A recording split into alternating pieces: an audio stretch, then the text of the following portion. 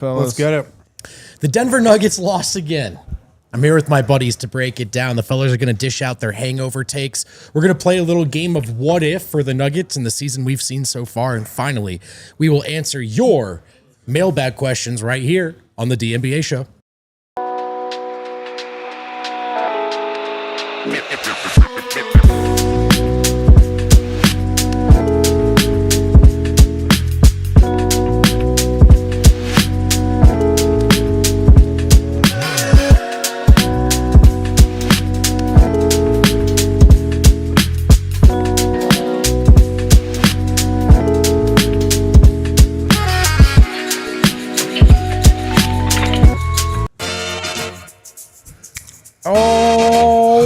Let's go.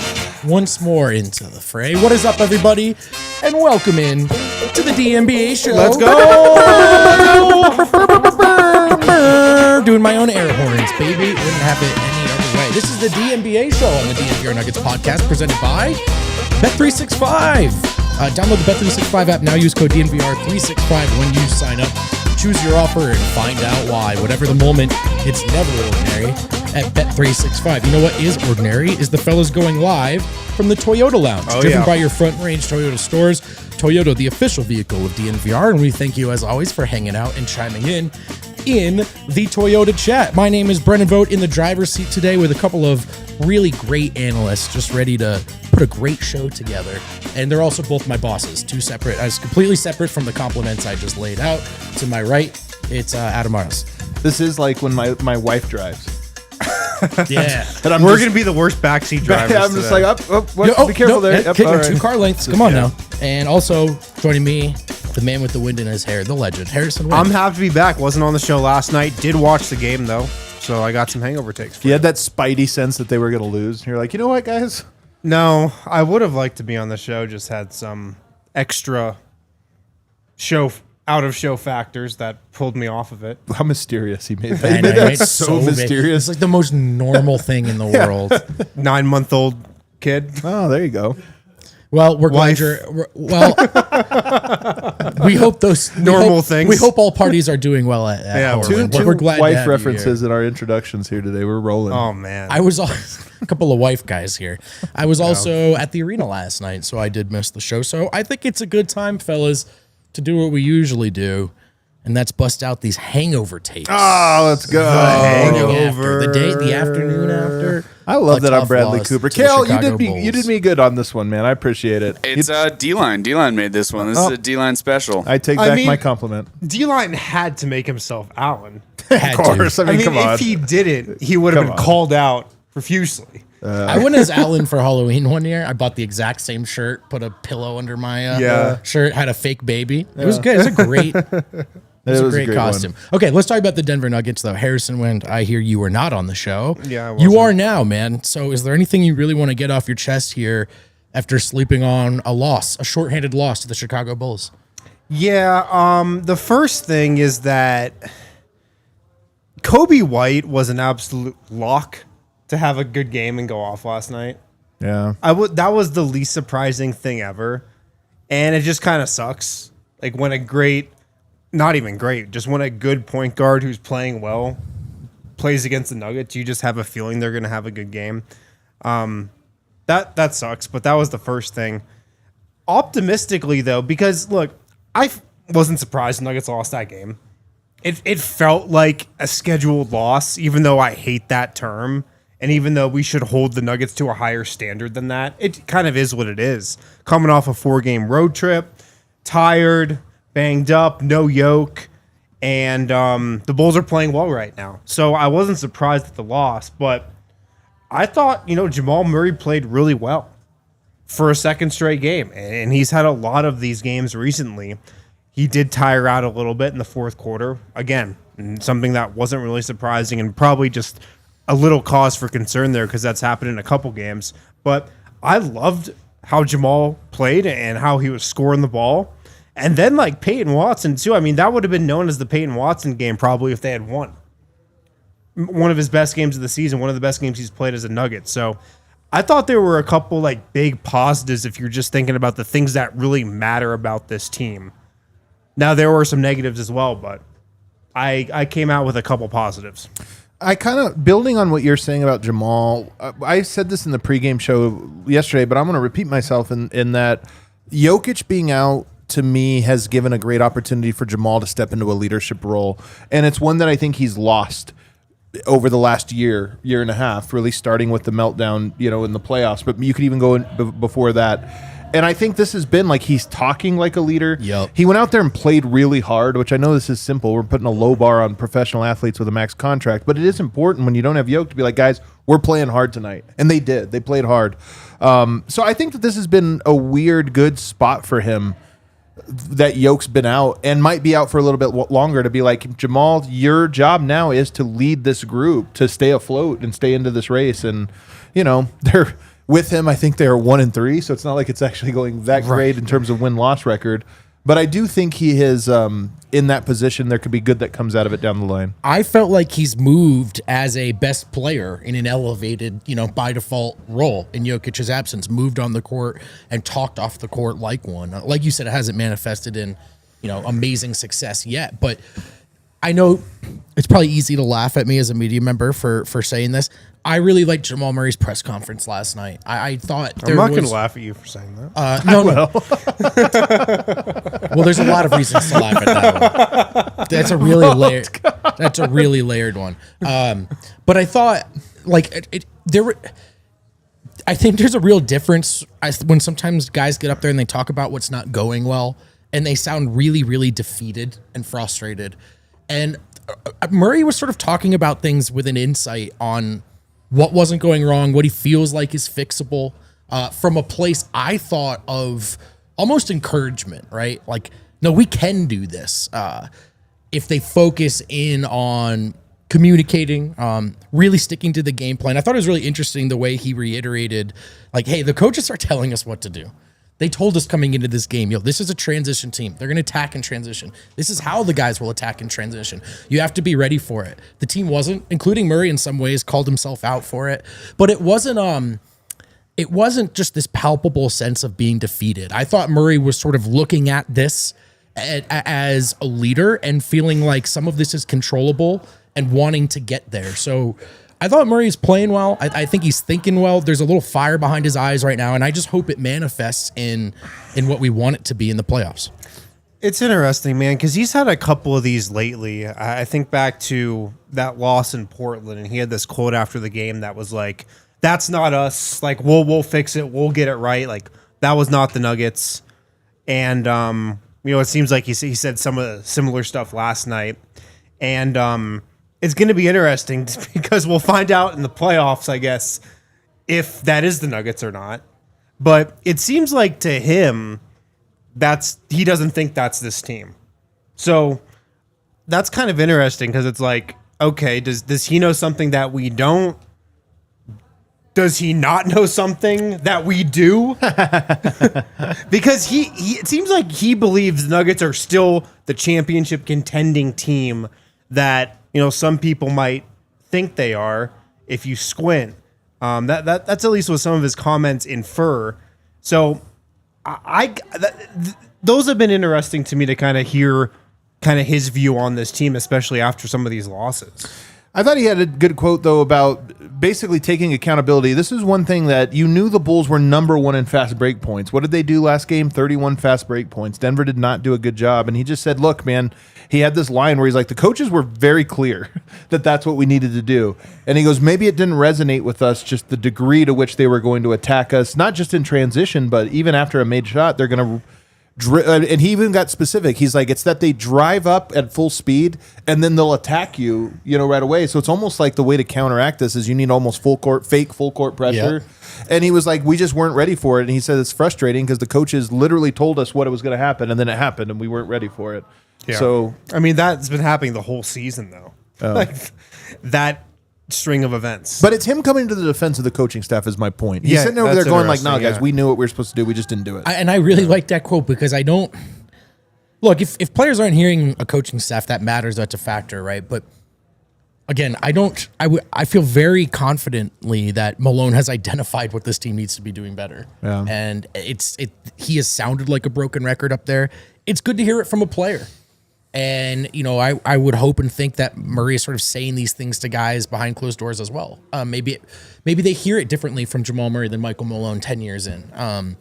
My point is Murray to me sounded like a guy, and you have to be this way as a competitor, that felt like these were controllables. That he's like, we can do this. So to some extent, I don't even want to say encouraged so much as I was kind of fascinated by the energy Murray brought to the presser last night. They're controllables, but why haven't they been controlled all season? Right. That's are they controllables? Like I love that he's putting that out there in the open, and I love that he's like being honest about the coaches are telling us this and we're just not executing. All right, like when is that going to change? Because it hasn't changed yet, and we have 10 games left in the season. I think these next 2 games are winnable without Jokic, and I don't know if he's playing tomorrow. Is he already ruled out for tomorrow? I would be surprised if he plays. I don't think the injury reports come out. He has not ruled out for But I would doubt it, but maybe he plays, and then Friday you have Utah. I just think those next 2 games are winnable. Damian Lillard's out. They still have Giannis. They still have some guys that can do stuff, but they're not an unbeatable team, especially in Denver. Utah's trying to lose. That one should be a gimme. So Did you see Walker Kessler's just gunning threes right now? Is he really? They're giving him the green light to explore his game. I love that. I love the tank moves that teams come up with. Scotty Barnes resting in fourth quarter. Yeah, I saw that. He doesn't need to play the fourth. Too competitive. Peyton Watson, though, do you want to talk him? Yeah. Because Peyton Watson, to me, is also the story of last night. His offense, man. His offense, yeah. And here's my thing, man. For young players, really for everybody, this is true of Russ, too. Minutes make it easier when you know you're going to play a lot of minutes. And I think that Peyton, knowing he's getting to play a lot, they needed offense. He gets to kind of step outside the lines a little bit. And even in the post game, he referenced that very thing about I'm getting opportunity, I'm playing minutes, I'm in rhythm. So that's why I'm playing well. And as much as I love and understand that, because I do empathize with it, his role on this team is not going to be that. And this is the thing that I think is so hard for young players is how do you capture that, but in 6-minute stints, 2 6-minute stints, maybe 2 8-minute stints or something like that. And that's the challenge for him. And I know it's tough. It is nice that he got a good game under his belt, albeit in a loss, which I think he should also internalize, but that you see it and you're like, yeah, that's the Peyton they need. But can he do that when his minutes are cut in half? Yeah. Go ahead, Wynn. I was just going to say, he had 24 points in this game. Do you know what Julian Strawther's season high is? No. 23 points. This is so important to me, by the way, because we always talk about Julian Strawther and you need his offense, you need his spacing, you need all this. And I'm like, Peyton Watson scores as much as him. That's the thing, man. We're not arguing who's the better defender. Right. So I don't want to, important preface, I am not about to criticize Peyton Watson for recording a career high. Like, that's a good thing. It's a good thing. And they were good shots because they was all over. And all in, like, credit to him. New paragraph, separate thought. The thing when you say do that in the playoffs, is it that? Is it, score off the wing? Is it the ball's going to be in your hands? Is it? He made 3-point shots on kickouts, which were important. I think he had open 2 shots. of them. Open shots. That he kind of had to take. And he was supposed to take. He did have a couple finishes around the basket on cuts, which he's not been great at, but he had some tough ones in this game. Yep. So those ones for sure. Then the mid-range. And here's the thing, because he did have some off-the-dribble game, and this is where Julian Strawther gets the green light to be off the dribble, to shoot threes, to pull up in transition, to do these things. I don't think Peyton needs to be aggressively hunting those things, but you have to be willing to do it. Yeah. And I just think he is more capable than what he has shown. And last night he gets the green light to try it. And I'm like, I think if he's taken 3 of these a game when the full roster's healthy, playoff setting, like it's terrible. But I think that he shouldn't be afraid to take 1 or 2 if the situation calls for it. And that's so the answer is yes, but you're right that it's easy to go from give a guy an inch, he takes a mile. It's like, no, they need to give him an inch, though. Right now, they're not giving him an inch. 100%. But I don't think he'll be afraid to do it. And he'll probably take a mile. My takeaway from Peyton's presser, Peyton wants the ball in his hands, right? And in specific ways. Like, he felt like, I got more opportunity. It's hard to be good in short spurts on a Murray Jokic team as a young guy, is another thing he said. But he also felt like I got to play the 3, so I got to sort of attack in space. And he says, I want to rebound more. And I thought, that's a great personal goal. And then he thought, so the ball's in my hands more. And I thought, well, but because he feels like he's a really good facilitator on the break. Those are good things. But part of this is like Peyton's role on this team is going to be about, amazing defense, energy on the glass. Like he has to take and make an open corner 3 for sure. But I don't think he's going to blossom into a third option anytime soon. So there's always just kind of a fine line to walk, I think, for a young player and development on a team like this. So that's kind of what the point I'm I making. loved this game last night. I thought he looked really smooth offensively, too. He did. Like, the mid-rangers that he takes, they look smooth. I mean, they look Kevin Durant-esque when he's taking that little fadeaway from, like, 15 feet. That's a shot that he's probably not taking in the playoffs as much. But the open threes, absolutely. You know, he could get 4 more points maybe each game if he was a better finisher on fast breaks. That's another thing he did in that game. So I love this game. He had the 4 blocks too, obviously. Just a nice little window into what Peyton Watson can be. All right, on the other side, I think we should talk about some what-ifs for this season, including some things that have already passed us by. How could this season look differently in ways that might matter and impact the postseason? That's on the other side of the break. Guys, you can get your hands on the limited edition $5 Denver Nuggets scratch game from the Colorado Lottery. Overall top prize is $50,000. $50,000. What would you do with $50,000? Oh, man. Blow it all at Summer League. Golden Gate? Yeah, Golden Gate. A lot of blackjack? That's a lot, man. That stretches pretty thin there. Yeah, $5 tables. That'll go a long way. Go a really long way. There- I'd take the fellas to do so. Let's go back to Serbia. 50 grand. Let's go back to Serbia, Yeah, that should fellas. cover the plane tickets. You want to do that? There are also $5,280 prizes as well. Can you imagine if that's what happened if one of us won the $50,000 prize on the People would be scratcher, so and then suspicious. we went to Serbia off of it. It's perfect if you're a Denver Nuggets fan, a scratch fan. Available now from the Colorado Lottery, the limited edition, $5. It's $5 to win $50,000, or $5 to win $5,280 from the Colorado Lottery. You can get your hands on the limited edition $5 Denver Nuggets scratch game right now. I also want to tell you guys about the homies over at Red Hawk Roofing. Absolute homies, super Denver Nuggets fans. Here's the thing. They were fans of the show first, roofer second. And they were like, we should team up. And ever since then, they have just absolutely taken over the city of Denver. They have long-lasting relationships with their customers. This is one way you can get to know if a contractor is good. Any type of contractor. Do they get repeat business? Because so often when you hire a contractor, I was in real estate for 10 years. So often when you hire a contractor, that's the last time you ever talk to that person, unless it's in court. Then you might talk to them again. Yeah. But when you get lasting, clients that come back and for more and more projects and different things, that's when you know that they're the best. They use quality materials, decades of experience, and they have their system down, man. They are great dudes. They love the state of Colorado. They love the city of Denver. They love the Denver Nuggets, and they really love what they do. I love people that love what they do. You know that?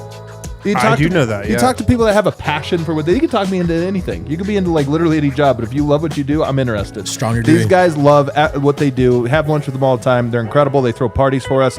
They give free, no obligation roof and property inspections. Not everybody will do that. A lot of people try to charge you just for answering the phone and coming out there and getting up on your roof. They'll come out and do it free of charge. Free in-depth photo reports for all inspections. So support local teams means supporting local businesses like Red Hawk Roofing. If you are looking for a new roof, or if someone you know, they say, hey, do you know a roofer? Say, I know the company.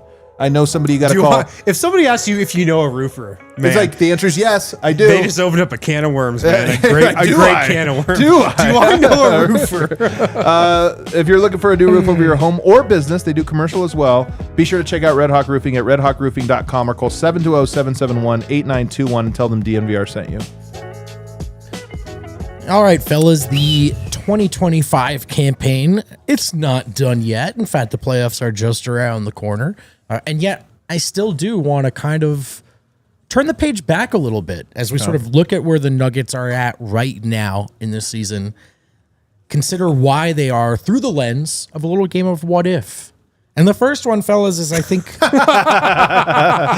Good job, Kale. Well done, Ken. What if, man? Come on. I love it. I'm so curious. Come on. What if? The first too one, I good. think, is a question a lot of Screenshot us have that. found ourselves asking this season. Maybe one of the biggest questions of the season. And that one, fellas, is what if Aaron Gordon was healthy? All right, easy one for you here. Nuggets are the firm 2 seed. They're a game behind right now, the 2 seed. Yeah. Aaron Gordon has not been his best self, save for maybe 10 games this year. He's missed a ton. And he is arguably the third most important Nugget. And I say arguably because there's times Is there that much of an argument? Well, I was going to say because I think there are times he's the second most important Nugget. That's the argument. That's where I was going. So yes, arguably, I think he's the third most important. But he is such a big part of their defense. Defense has been terrible this year. Yep. He's such a big part of the mismatches that start the offense. How many finale oops have we seen this year? 2, Man. 1. Have we seen any? I mean, I thought we might have seen one, but it was like in the first quarter. It was like a first wasn't half an one. actual Yeah, it didn't finale. even really count. Finale. But the point is, the Nuggets are not the Nuggets unless AG is there. I think he is getting there, though. He said he's getting there. This injury, I think, is one of those ones that you're just going to feel like could flare up at any second, and Yeah. that sucks.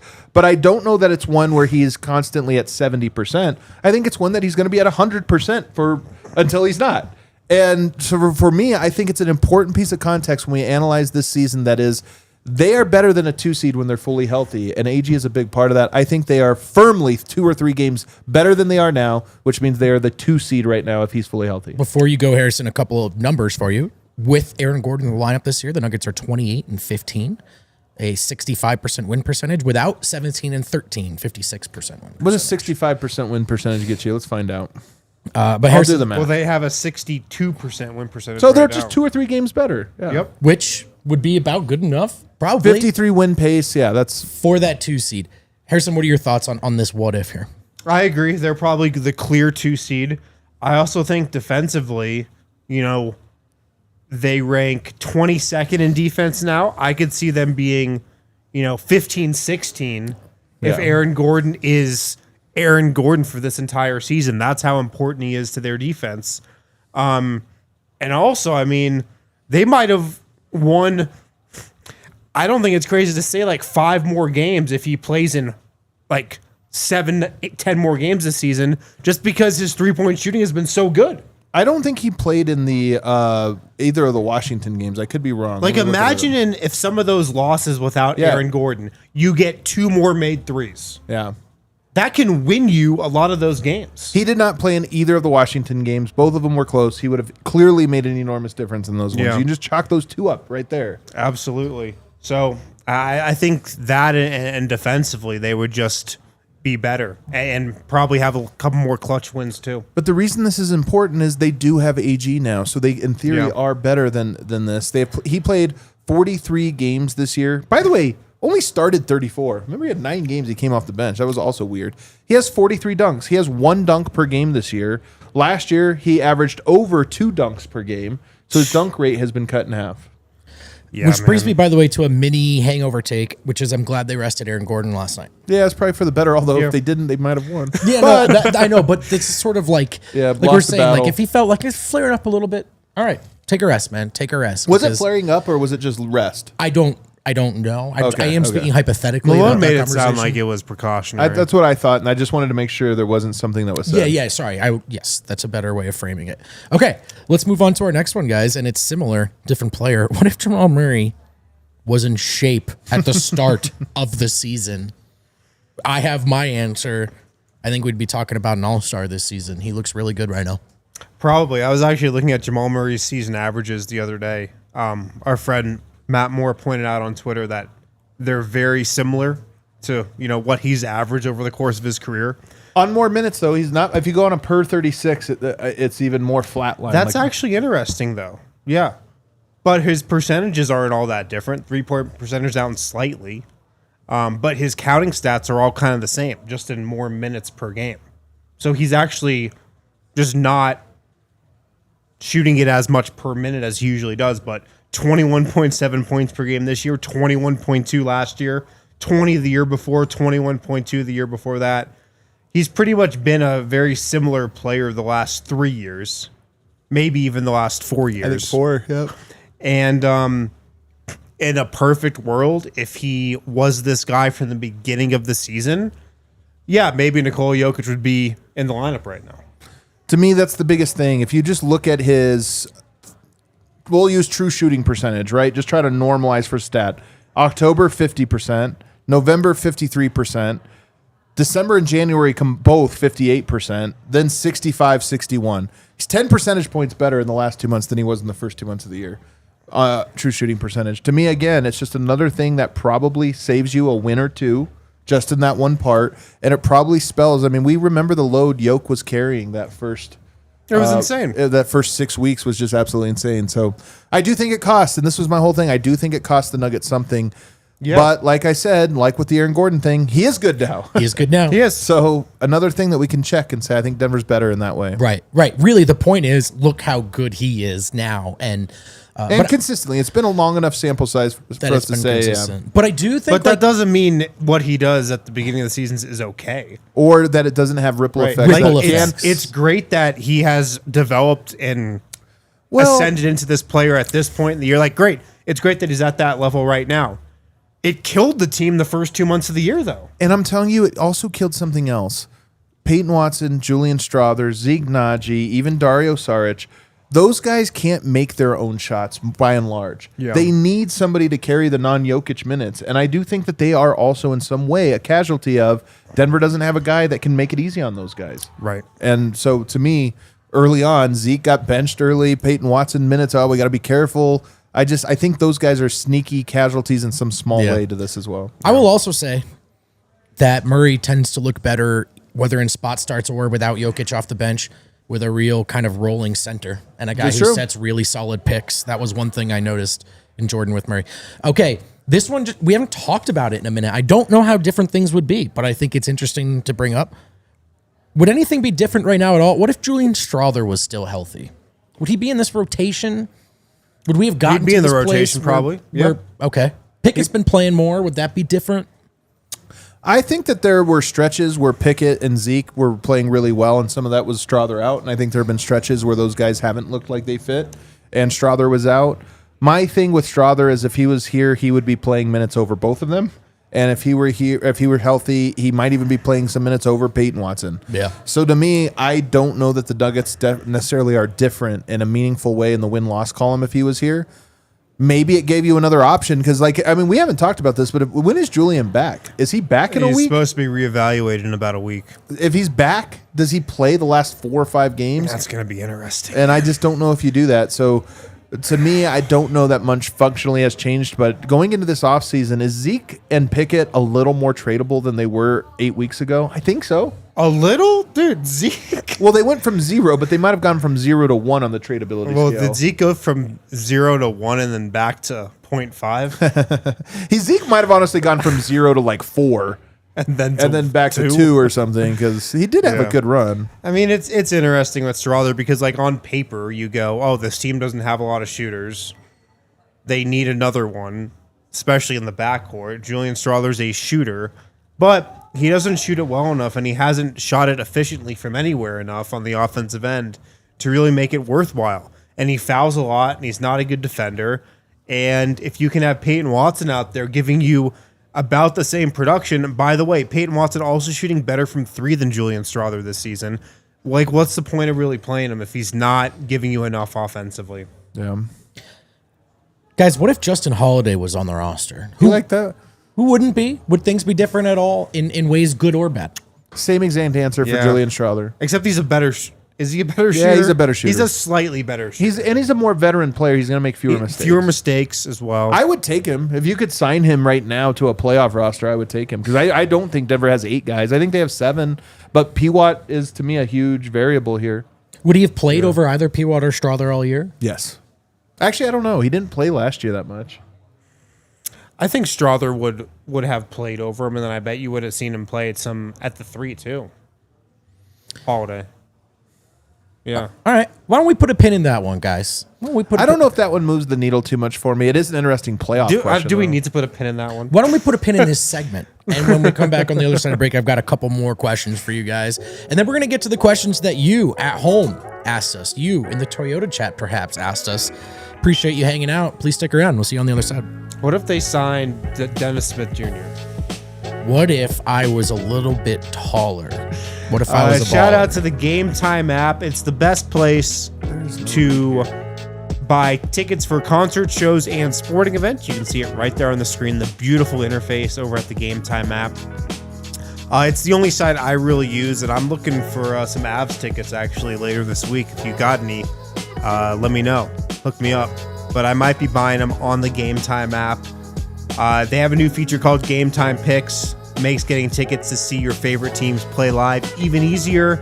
Game Time Picks filters out all the fluff to show you incredible deals on great seats so you don't have to waste time searching through thousands of tickets. And like, that's for real. The best thing about the Game Time app is you go on the app and immediately just shows you the best value tickets. And it's usually right. Like, cheapest tickets in the 100, like, it shows you exactly what you want to see. Curated deals, seat views before you buy, lowest price guarantee, event cancellation protection, job loss protection, etc. Take the guesswork out of buying tickets with Game Time Picks. Download the Game Time app, create an account, use code DNVR for $20 off your first purchase. Terms apply. Create an account, redeem code DNVR for $20 off. Download Game Time today. What time is it? Game time. It's game time, guys. DNVR Nuggets is also brought to you by UC Health, the official healthcare partner of the Denver Nuggets. What's your guys' idea of health? Eating right?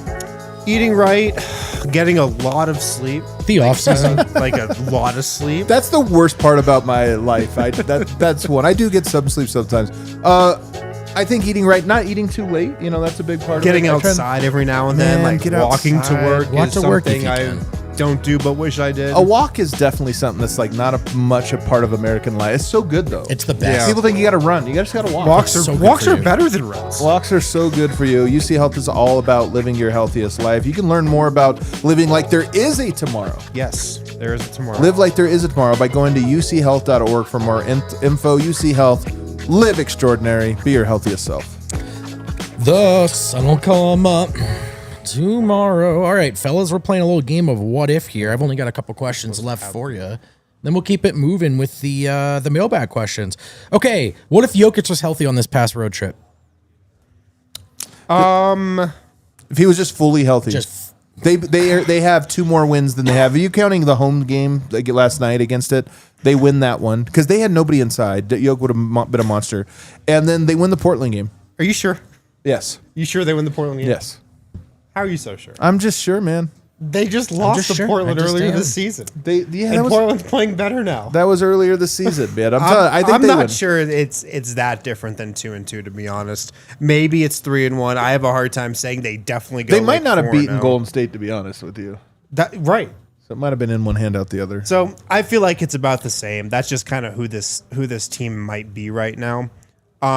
It's 4 more games in March, playing 38 minutes a game as well. That's what I'm That's true. saying. That's a good point. Maybe we feel a little worse about this team if he's playing and they were to go 2-2. And he's obviously like tired and a little still banged up. I think it's a really good call that the Nuggets made to let him get healthy and sit him for this stretch. I think while he's actually hurt. injured. I don't even know if this is a call. No, I'm saying, but like, look, I don't know if if this Nikola Jokic really wanted to play, he would play. And I think if this was a playoff game, he probably could play. But he is hurt, and I've got to think it was a collaborative decision to sit him here. And I think it was the right call. Yeah. I think it's going to continue to be the right call if they keep him out the next 2. I think if Denver can go 1-1, there is a chance you go 2-0, and I think Denver should try to be motivated to do that. But if you can set up his return against Minnesota next Tuesday, that's a week from today. I don't want to root for Jokic to miss days. I want to watch him play. But if you can tell me he could be back and fully healthy, and by the way, he got 2 full weeks off, a little bit more than 2 weeks off, going right before the playoffs, I'd be like, man, he's never gotten that ever before. And they're in a top 3 seed still. Maybe they're there. Yeah, maybe they're right there. So to me, you're right. I still think they might have 1 more win, which could be all the difference. But at the same time, Jokic was tired, man. I think there's no question about it. He was tired. Yep, tired, banged up, hurt. I just hope he's in great shape coming back, because that's a hard thing to do, is to take 2 weeks off and then go back to NBA pace. So you do need enough time to get some cardio back in. A lot of pool If work. we're really squinting for silver Could be a linings pool day here, today. if we're squinting for silver It is. linings, it is possible that it's the perfect amount of time. All right, there you go. And I also hope he comes back like rejuvenated and in a good mood too. Not Yeah. to say he wasn't when he went out, but I hear we've got some good mailbag questions, Kale. I know we have the best podcast community in the world. I know some of them are hanging out here in the Toyota chat. And I also know many of you give us some great questions on our Twitter account. So let's go ahead and dip into that mailbag. And this first question comes to us from Chief Keef is unironically the GOAT. It's my favorite part of this segment. And he asks, do you have confidence that Christian Brown will get back to being a high-level defender? And how much does his play on that end this season impact future team building? Man, it's been weird, hasn't it? I mean, he's had moments as a great defender this year, but it hasn't been as nearly consistent, and he hasn't been as nearly reliable on that end of the floor as I thought he'd be. You know, you thought like defense, heading into the season, you thought defense was the given with Christian Brown. Right. But it's almost flipped, man. It's I'd say almost it has. kind of flipped where you feel better about his offense right now, which is just a crazy situation to be in at this point in the season. He's banged up right now. I gotta think that's contributing to his defense as well. But I mean, this has been, you know, a trend here throughout the year. I've gotta think he can get back to that mentality of being a great defender.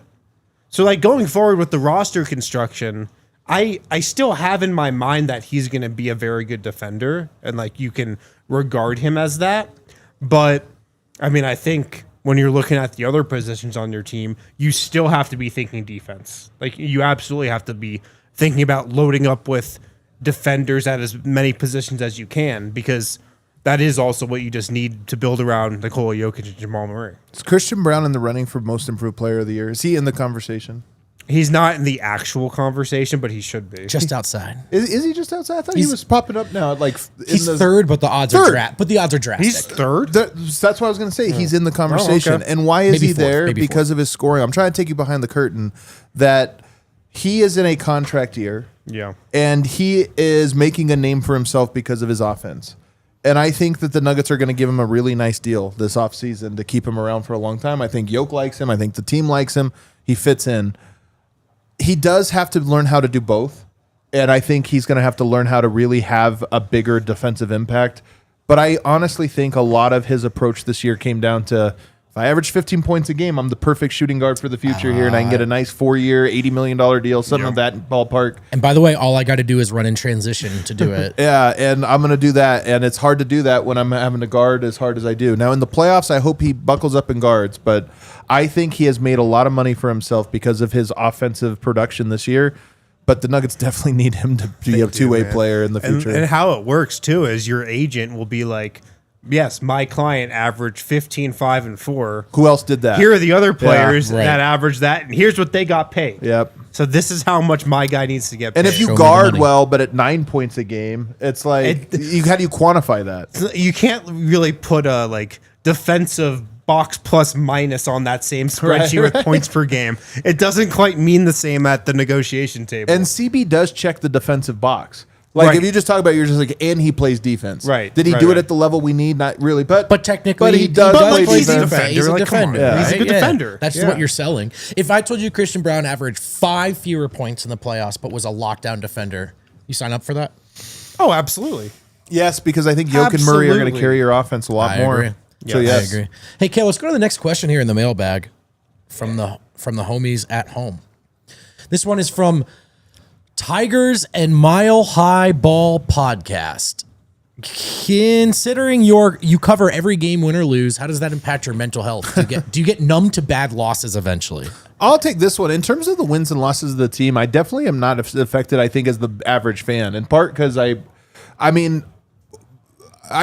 obviously we want the Nuggets to win. We fully throw our emotions into this. I think it's foolish. This was my decision 10 years ago when I got into media, was everybody that told me why I should be stoic and not care. I was like, that's not what sports are about. You're supposed to care. That being said, that's not the hard part for mental health. The hard part for mental health is the comment section. I'm not even kidding. It's so true. Twitter. It's why I don't tweet as much as, it's not these things. Like, anytime I hop on Reddit, there's somebody saying something horrible about me. So it's like that part to me is by far the hardest thing. I mean, I've been at it long enough now. I can just roll my eyes at it. But to me, the Nuggets' success or whatever is almost no effect on me, other than I really want them to win, and it's fun when they do. But to me, there is a mental health. And by the way, through all of ALLCITY, we've almost had to learn that. We've almost had to train the hey, just so you know, you're going to get a lot of comments, and a lot of them are going to be really mean. Yeah. And you got to learn how to just handle that. Dude, Big part of being an I'm athlete. very numb to wins and losses really affecting me outside of the show. Yeah. I'm also numb to the personal attacks at this point. Too. You're It's really actually good at great. it. Yeah. You're really good at it. You know, a great move on Twitter, you just tweet something. I also don't tweet as much anymore, but you tweet something, then you just instantly mute the conversation. I do that a lot. It's a good move. I do that one a lot. Yeah. But immediately after a win, like this winner's lounge is the funnest place on earth. Oh, yeah, it's the best. Immediately after a loss, still fun. Yeah. But it also does kind of suck. Oh. And then afterward, I'm kind of over it. But I think talking it out for an hour actually does help my mental health about it. What's interesting though is picking your spots, right? Because like you sort of know like bad losses will come throughout the year. Yeah. When do you sort of choose to like sitting in this chair kind of say more forceful things versus kind of like, oh, this kind of happens? Like Porter's been missing threes for a while. I know usually the shot comes back around. I've waited. Last night was my personal breaking point on saying something about it. Yeah. You just kind of like people have different breaking points throughout the season is one thing you kind of realize. Like maybe on one night it hit you harder and the person across from you less hard, and that might flip in a week, you know? Yeah. And so it's, you just kind of have to try to pick your spots. Well, and I would say the one thing is I see someone on here, it's like, it's Twitter. I'll tell you, no, Reddit banned Twitter links. They're by far the meanest group. So I always like, I don't know, man. Reddit to me is by far the most hateful. And they also have conspiracies about me nonstop. There's always something on there. Well, I'm just not conspiracies. They're always like, Adam's just saying that because of this. And I'm always like, what? You know what I mean? It's always that I'm a pipeline to Cal or a pipeline to Malone or a pipeline to this person. You're really just trying to say what you parroting. think. And I'm Yeah. always like, I You're haven't getting talked to paid this. on the I haven't side. talked to this person for 4 weeks. I talked to everyone. I spread it out. And it's like, oh, that's just because of this. And I'm like, how do they know this? Yeah. The other thing on the mental health aspect of doing this night in and night out is it really is just like by this point in the season, the lack of sleep starts to get to you. Like the sleep schedule is really like, I bet it's even worse. I think our Serbians feel Yeah, that. they don't feel bad for us there. They don't don't feel feel bad it for us, anymore. yeah. But it's just like, it's just a lot of late nights and it All right, catches up to you. What else do we got in the mailbag here? It was a good question. That was a good one. It's kind of fun. It's fun to change it up sometimes. It's like a literal thing you have to be cognizant of, in my opinion. If you're in media, you have to be like, all right, what's my approach here? Because people are going to just... Who am I Talk going to about be you. a pipeline to today? Okay, what does MPJ need to do come playoff time for the Nuggets to win it all? Hit 3-pointers. Dude, I've been saying this on this show, and it was again apparent for a lot of yesterday's game, man. Like something is so off with Michael Porter. I don't know what it is. He just is not the same guy that he was last year or even very earlier this year. I don't know what it is, but his confidence seems like it's been kind of rattled to me. Just, his confidence from three, his confidence dribbling the ball, his confidence passing the ball. It just seems like he is so unsure of himself that makes me believe something's happened, like behind, I don't even know. But he's just got to become more confident again. And then I think the shots will follow. I mean, it's not like you forgot how to shoot. Guys that are that good of shooters don't forget that. Yeah. So I think something's happened with his confidence, and he's been shaken a little bit. He's had a bit of a down season, but a couple good games heading into the playoffs, and he can get it back. I mean, I really honestly think at this point heading into the playoffs, it's as simple as the 3-point shooting. Like there's a lot of other nuanced conversations to have about Mike, what he doesn't do well, what he does well better than given credit for, the ways he's tried to develop. In the postseason, he can help this team thrive if he's an elite floor spacer, an elite shooter. But he has to be one because that's why he's paid a lot of money. If he is, he can help this team thrive. If he's not, he's going to hurt them. So shots are a weird, shots go in or they don't. Like it's a weird thing to criticize. I liked that he took 10 last night. I loved it. Yeah. But he's got to hit them, man. And that's just, to me, that's the bottom line stuff on Porter. He's here to be the elite 3-point shooter. He's got to be in the postseason. Yeah, I agree. He's got to make shots. I do think his rebounding is sneaky important too. Some of his extra chance points, he's actually really good at it. Finishing at the rim, even he's really good. I think Denver would miss, if they were to lose him in an offseason, I think they'd miss some of his in-between shot creation. Like he just is good at these little touch shots, and nobody else on the team really is besides Jokic and Jamal. So that he just needs to score. I mean, he needs to score within the short usage that he's going to get. And if he doesn't, I don't know if Denver has enough offense to make it get it done. Yeah, I actually think it's pretty straightforward there. All right, what else do we got? KL Sorbo. This one's from Alvin M. Oh, does that say Renola? Okay, what is your opinion on Jokic defense this season compared to his championship season? My opinion is it's actually not a whole lot different. If you remember in that championship season, there was a scathing video put out by Kirk Goldsberry at ESPN highlighting Jokic's defense against the Spurs in a late game that season. That's right. Oh, that's right. Yeah. And he got absolutely obliterated for it, and he probably lost some MVP votes for it. And it was like a really weird attack about, a part of Jokic's game. So, I mean, his defense has definitely had some, low points this year. I actually don't think it's a whole lot different from the championship season. My stance has always been that when he really wants to be and he is really locked in and the team is really locked in, he's a great defender. There just hasn't been that many instances of that for full games this season. And I think that also speaks to the team's mentality and just kind of where this team has been at mentally. I do still have confidence that in a playoff setting, he's going to be a good defender. I still think that's going to be the case most likely. And then I also think just the responsibility he's had to carry on offense for a lot of this season wears him out. First of all, nobody has the energy to play like Jokic does on offense and also be a great defender. But I also just think he just knows he doesn't have the energy to do that too. So he's got to pick and choose. And this is where he's at. I think it's mostly something I agree with, that Jokic's defense has always been pick the moment. Fourth quarter, it's time to lock in and play both ways. But this year, I do think it's below even that. I think he's had some really low games, but defensive stretches. But I think it also is he's carried more of the offensive load than ever before. So to me, it's a little understandable. What I'll say is, I tell people this all the time, I think Jokic's defense will be good in the playoffs. Yeah. I'm a little less confident of that this year. But it's one of those things where he kind of always does it until he doesn't. And I think they'll be able to. I think he'll just be much improved on that end. But there are low lights in the bad games. Look, man, they have been pretty low this year. That's my ultimate sort of source of hope right now in the defense, is that in a team operation, it'll be a little bit easier for everyone when Jokic is more dedicated on that end.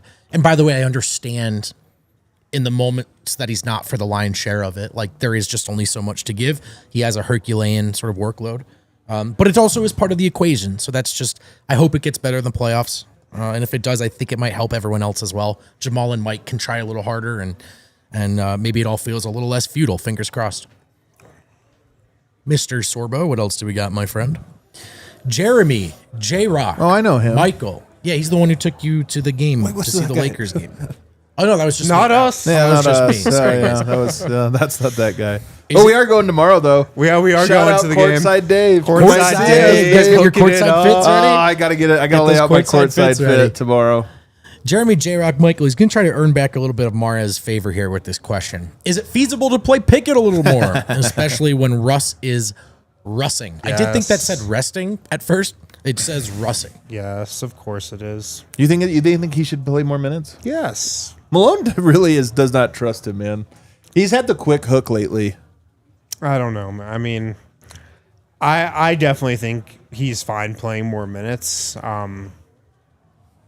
But is it realistic? Probably not. I think he had one bad game, and it was the Golden State game. And after that, I think Malone was like, shut it down. Really? Yeah, remember Gary? And it wasn't even like he was that bad, but Gary Payton picked his pocket a couple times. He struggled. Played 23 minutes in that Portland game. 19 against the Lakers. I think that he also is in an impossible spot, and that I kind of like Pickett next to Jamal. I don't like him next to Russ. Right. And right now, with the way the rotation is, it's not possible to do that. You're not going to start him. You're not going to bring him in before you brought in Russ. So now, when do you play him? If Jamal gets 6 minutes and then Russ comes in and plays with him, and Russ is on the court, and then by the time he goes out, Jamal comes out, there's just not really a natural spot to slide him in other than alongside Russ. And Russ is on ball when he's out there. I think those are three like definite point guards too. Yeah. So unfortunately, I think is a little bit in a spot where it's not like I'm like they got to play him here, because I don't think he has a spot as currently constructed. Yeah, I think that makes sense. And if you're thinking like, should it be Strother or him? It should be Pickett, I think.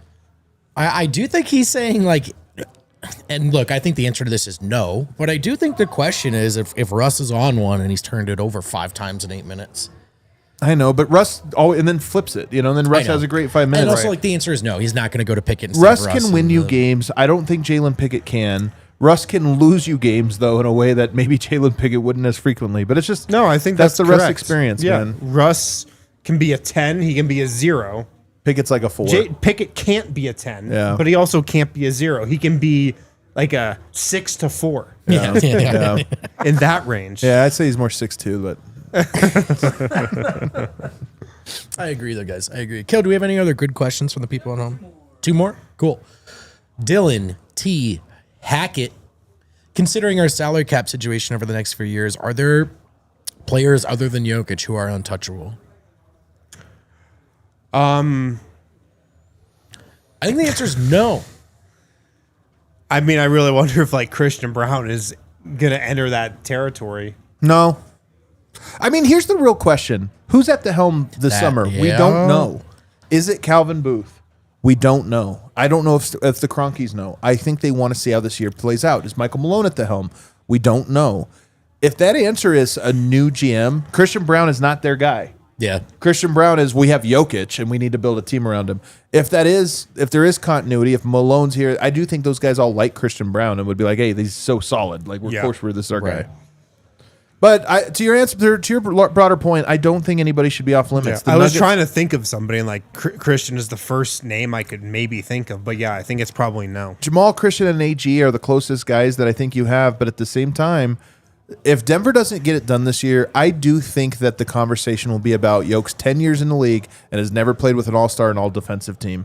And if you don't want to be known as the ownership group that gave one of the all-time greatest players an entire career without that, you might just say, well, we need to get him somebody that we feel like is another superstar, and that costs us Jamal and AG. Yeah. It costs us that to go out and get Kevin Durant or something of that nature, where it's like, is it the right move? Well, at least we're going to check that box. It really just depends on what happens this year.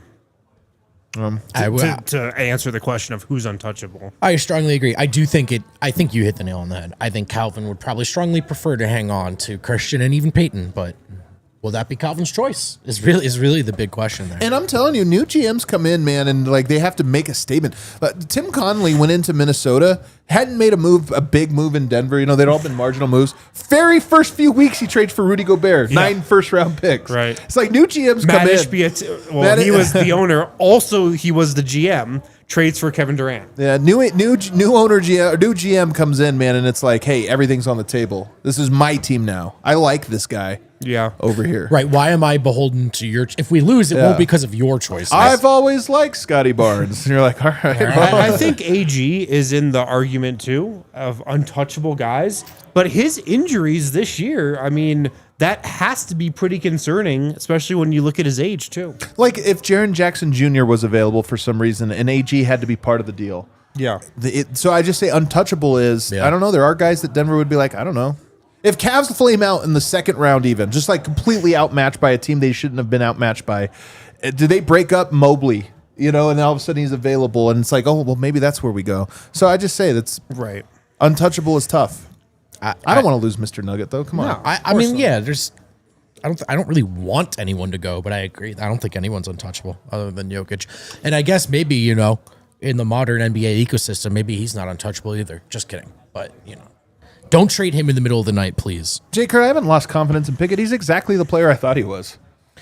He's exactly it. He's like a backup point guard. Cal, I believe we have one more mailbag, and then we have some super chats as well, right?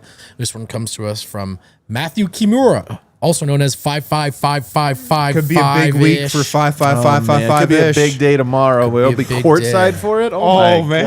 God. Not that anyone's like tracking it or counting it second minute by minute. What are the odds, real quick, before we get to this? Yeah. What are the odds Zeke Naji is aware of the 555 tracker? Non-zero. Probably pretty low. I don't know, man. I'm telling you. So I don't think players are locked in, but I do Minnesota think Keys in the chat. The people around the players are locked in. If all it takes is one friend who's seen the right 5 minutes of the show. You seen this, man? Hey, man. That'd be awesome. It'd be awesome if he is. Okay. Matthew Kamira's question is rank these in order of what would be most fun if they happened in the playoffs. Jokic 30 assist game Jamal 60-point game. He breaks the record in a playoff game. Denver sweeps Golden State. Lakers lose in round 1. AG 30-point triple-double. To me, this one has an obvious first, but I'm not going to say it. I want to see if you guys think Wait, there's an Jokic obvious 30 first one. assist game, Jamal 60-point game, Denver sweeps Golden State, Lakers lose in round 1, AG 30. I mean, it's sweeping Golden State. Really? I think it might be 30 assists game. Oh my gosh. See, my obvious one was Jamal 60. 60 points in a playoff game is insane. That's scoring almost all game every time down the court. Yeah. If Jamal had a 60-point game, I think it would be incredible. Remember he only had 50? Felt like he made every shot? I know, but sweeping Golden State? That one is more consequential. Draymond Green's post-game podcast after Game 4 would be electric. You're true. That is true, man. It'd be all about Joker. The Nuggets conquering That's more the Warriors consequential. in a sweep? That's more consequential. I will say Lakers losing in round 1 would be fun. Yeah. But it didn't say to the Nuggets. That's though. the thing. I love how that's just enough to make the It cut. isn't, dude. It isn't. But what if it's the Timberwolves? No, And that's it's like, oh, damn it, we got the yeah. Wolves. I'm actually changing my answer to the sweep. I want team success. That's what's fun. Jimmy Butler getting swept in the first round of the playoffs. They're also just like, oh, the Nuggets looked great for 4 straight games. If that you mattered. sweep Golden State, you looked great. So yeah. Yeah. But if Yeah. Jamal had a 60 piece, I'd be like, all right. That'd be so fun. A Also, 30 man- 30 assist game. How many points are the Nuggets scoring in that game? 160?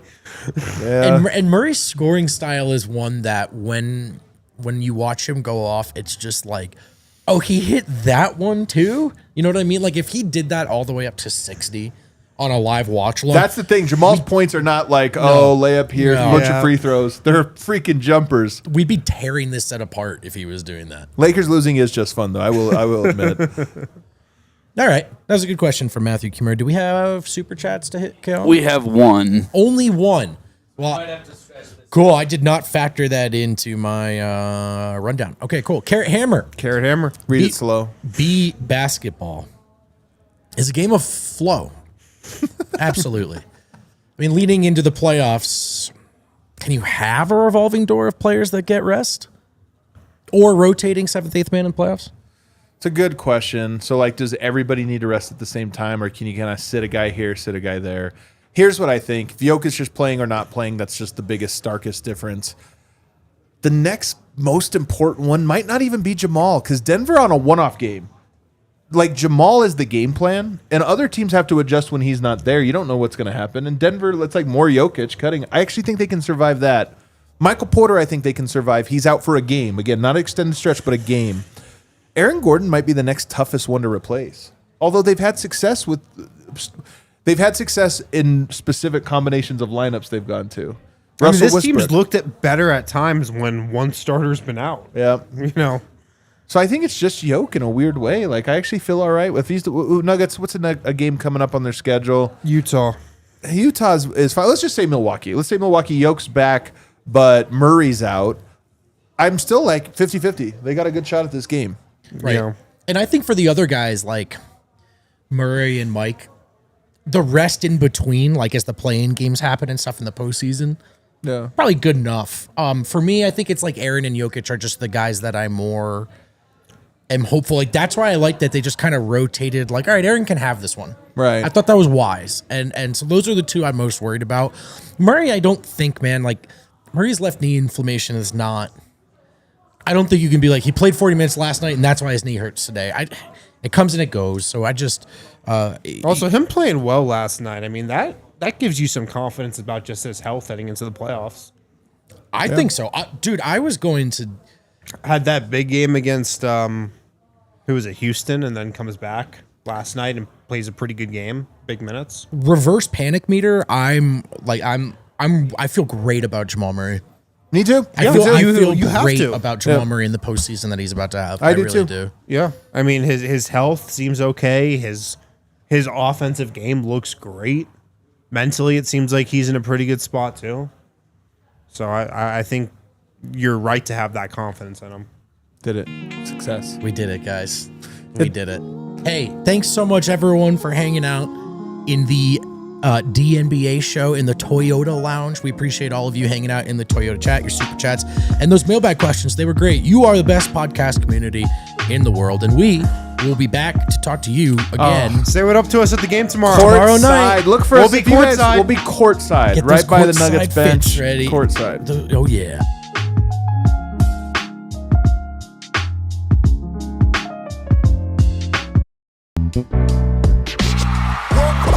We all silly like the mayor.